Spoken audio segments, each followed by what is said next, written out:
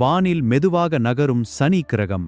ஆனால் அதன் பின்னால் எல்லோரையும் நடுங்க வைக்கும் ஒரு தெய்வீக சக்தி இருப்பதாக புராணங்கள் கூறுகின்றன.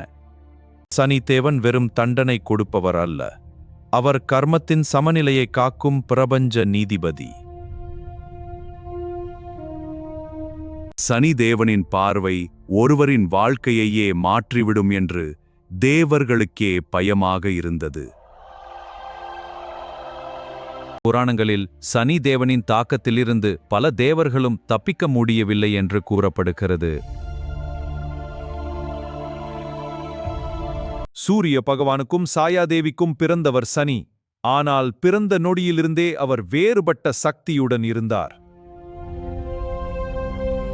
சனி தனது பார்வையை சூரியனை நோக்கி திருப்பியபோது கூட சூரியனின் ஒளி மங்கியது என்று கதைகள் சொல்கின்றன. கடுமையான தவத்தின் மூலம் சனி தேவன் பிரபஞ்ச நீதியின் அதிகாரத்தை பெற்றார்.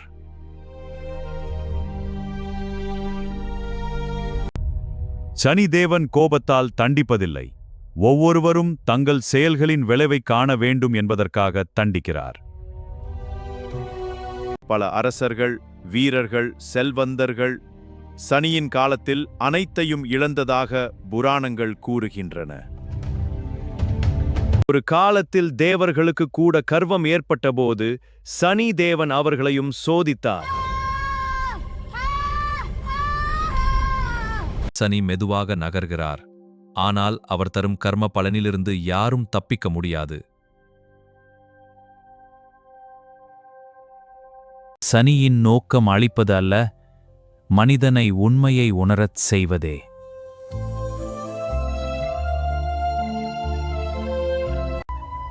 சிவபெருமான் கூட சனி தேவனின் நீதியை மதித்தார் என்று சில புராணங்கள் குறிப்பிடுகின்றன. சனி இல்லையெனில் கர்மத்தின் சமநிலை உடைந்து பிரபஞ்சமே குழப்பமாகிவிடும். அதனால்தான் சனிதேவன், even gods fear him not because he is evil, ஆனால் அவர் நீதியை ஒருபோதும் மாற்ற மாட்டார். கர்மத்தின் ரகசியங்களையும் புராண மர்மங்களையும் தொடர்ந்து தெரிந்து கொள்ள லைக் பண்ணுங்கள், உங்கள் கருத்தை காமெண்ட் செய்யுங்கள். இன்னும் பல கதைகளுக்காக சப்ஸ்கிரைப் செய்ய மறக்காதீர்கள்.